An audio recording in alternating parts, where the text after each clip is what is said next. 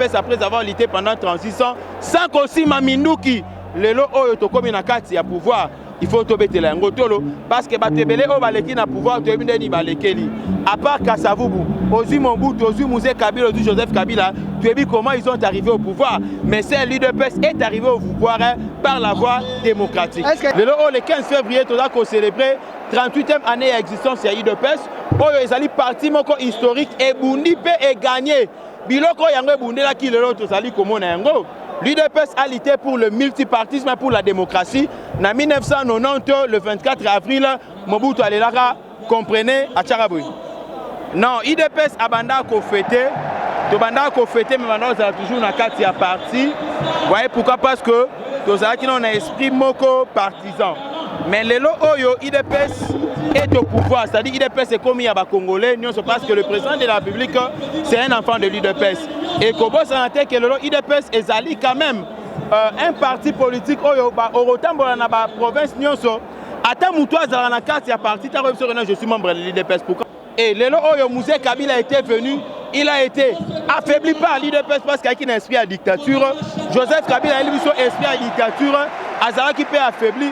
Et aujourd'hui, c'est par la voie des élections que Félix Antoine Tshisekedi est devenu président de la République.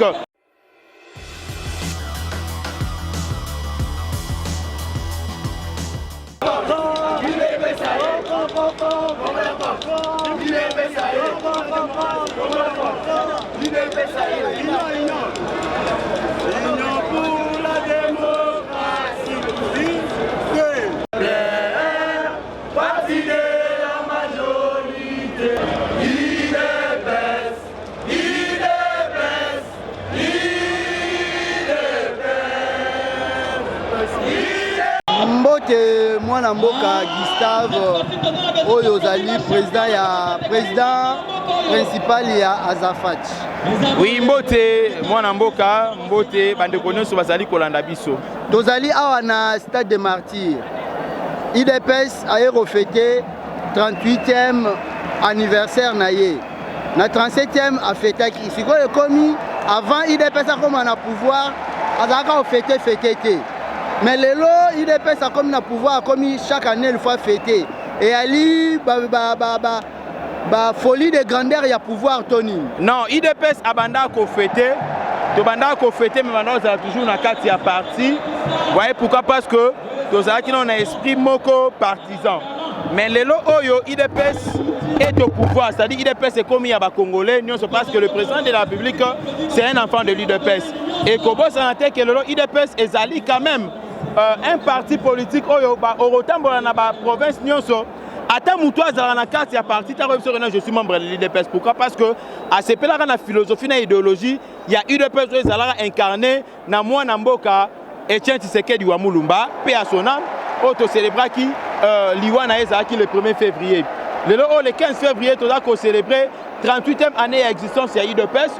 Ils ont parti historique et Bundi peut gagner. Biloko yango Bundi la qui le lot tozali komona yango. L'UDPS a lutté pour le multipartisme et pour la démocratie. En 1990, le 24 avril, Mobutu Alelaka comprenait à Tcharaboui. Comprenez mon émotion. Allez parce que frappe, il y a UDPS à céder. Et le oyo Mouzé Kabila était venu, il a été affaibli par l'UDPS parce qu'il y a un esprit à dictature. Joseph Kabila a eu son esprit à dictature. Azara qui peut affaiblir. Et aujourd'hui, c'est par la voie des élections que Félix Antoine Tshisekedi est devenu président de la République. Donc c'est vraiment un pari gagné. Ça valait la peine qu'aujourd'hui nous puissions célébrer. Et là, on a un stade pour sa population congolaise en général et en particulier les combattants de l'UDPS. Kota Lissabango, c'est qu'a été la lutte de l'UDPS, ce qui s'est passé et ce qui se passe et ce qui se passera. Voilà. UDPS 38 ans.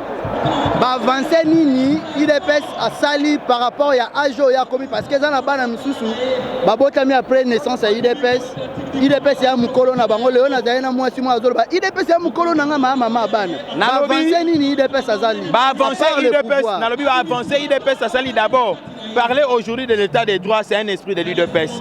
Parler de la démocratie aujourd'hui, c'est un état de... C'est un langage de l'UDPS, c'est la lutte d'ailleurs de l'UDPS.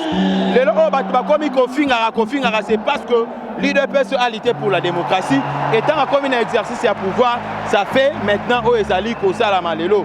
Et Tokende quand même, parmi les avancées, l'UDPS après avoir lutté pendant 36 ans, sans aussi Mamindouki, lelo oyo tokomi na kati ya pouvoir. Il faut tobetela yango tolo parce que batebele o baleki na pouvoir to ebindeni balekeli à part Kasavubu Ozui Mobutu Ozui Mouzé Kabila Ozui Joseph Kabila tu as vu comment ils sont arrivés au pouvoir mais c'est l'UDPS est arrivé au pouvoir par la voie démocratique. Est-ce que yango ndezo sala que l'UDPS a fêté une année alternance? C'est parmi les éléments où ils allaient kozala to célébrer yango méchante zela motuna nalobi boye balobaka kozwa responsabilité de comme mokonzi et ali charge. Est-ce que Moutou a vu charge à quoi fêter les lots IDPS Fati bazo fêter le monde IDPS une année à alternance. Mais si qu'elles a journée à réflexion makasi mais babengi batuna martyr auto fêter une année. Non, écoutez, tu vas confondre la réflexion. Réflexion, ça va dans le cadre de même dans le cadre stade là, on peut réfléchir. Biso tu regardes dans le cadre à partir dans centre pendant 3 jours, tu regardes qu'on réfléchit. Et les oyo, par résolution et réflexion, on a été dans la population. La population peut poser la question.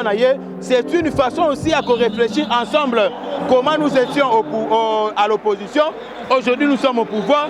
Félix Antoine Tshisekedi a géré pendant une année. Quelles sont les retombées? C'est une sorte de réflexion. Maintenant, au Salango, dans ça des martyrs. Ce n'est pas un péché. Vous promettez que la population après tourner na bino ya baso de moutons. Et banda na ofatier mo kabeti tourner à saut de mouton après bino ba cadre na ba député na ba lié bobeti tour ya saut de mouton yé moko récemment il soit outre ozonga tour ya saut de mouton. Est-ce que lelo bozo linga bo funda batu na likambu ya saut de mouton ou bien bo linga ne bolo ba vérité ngo po place de la nini mouton a géré malamu te to mouton yo ayibi umeli to funda na biso moutou te mais sauf que Tolingi Total, il peuple congolais a disé biso à torté. Total Sabango, c'est qu'a été la lutte de l'UDPS. On a lutté pour la démocratie et l'état des droits.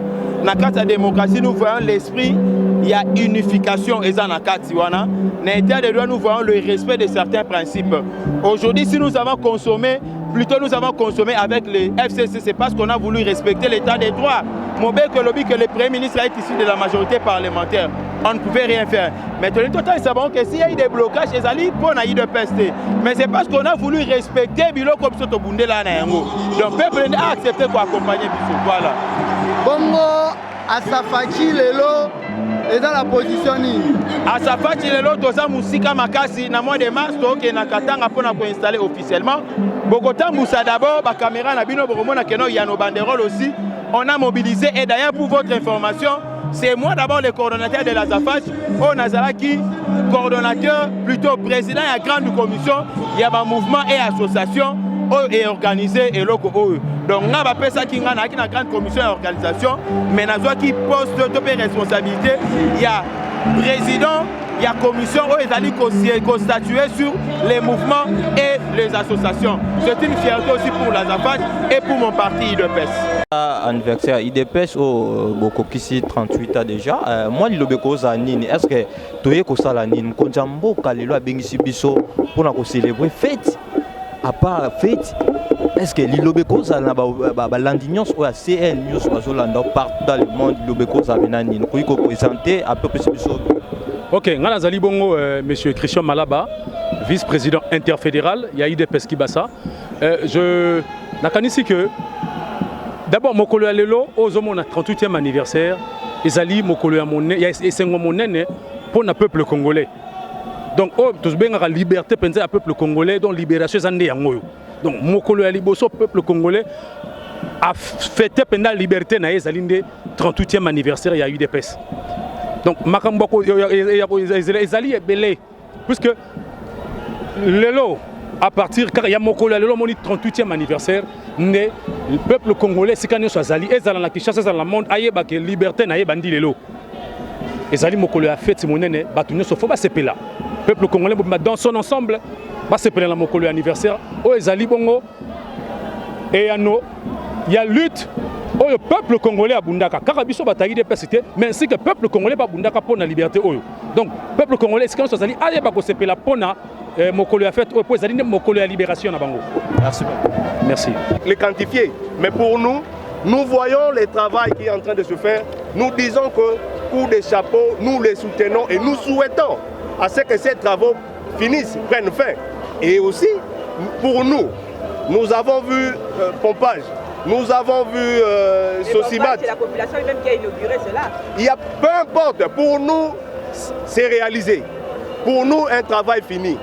Pour nous, que la population, parce que le président aussi qui devait inaugurer, fait partie de la population congolaise.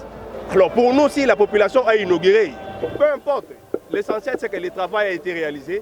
Et nous avons vu au niveau de Rond-Point Mandela, sur 24 novembre, on a vu les travaux sur Sosimat et les travaux sont en train d'avancer et nous avons reçu la ferme promesse du gouvernement qui a dit que nous allons fêter avec ces sautes-moutons. Il n'y aura plus de chantiers, donc ils vont fermer et nous allons, non, pour ces 30, les 60e anniversaire de l'indépendance. Il y a aujourd'hui beaucoup de spéculations, comme vous le dites si bien. Il y a l'UDPS qui s'est divisé, il y a les présidents de l'UDPS qui accusent Kabila d'avoir détourné l'argent. Je veux que nous éclaircir par rapport à ça, parce que nous sommes un peu confus. En fait, par rapport à cette situation-là, je veux vous dire que l'UDPS a ses instances. L'UDPS a un bureau, il y a les comités.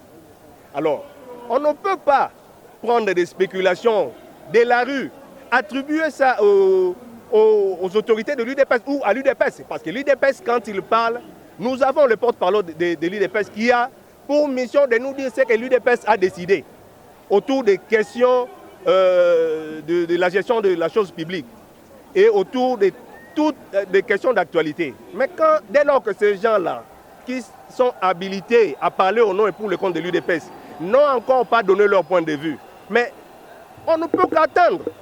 Et on ne peut pas se fier aux spéculations, tout ça.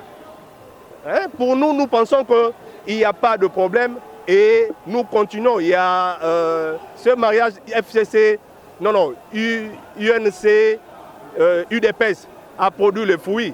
Nous attendons. Vous savez que le début a été toujours difficile. Nous avons bon espoir que cette alliance, cette coalition va nous amener de bonnes choses dans ce pays.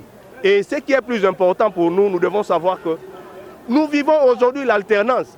Comme les vieux le disaient, l'UDPS aura le pouvoir, il n'y aura pas de tir d'armes. Il n'y aura même pas de tir d'armes. Et nous l'avons vécu.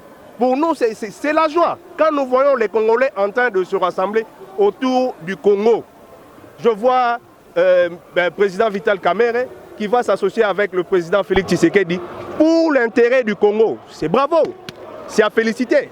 C'est à féliciter et nous souhaitons, nous jetons le fleur à cette coalition, à ces deux grands leaders et nous leur souhaitons vraiment les mieux et nous pensons que l'avenir nous réserve de bonnes choses dans cette coalition.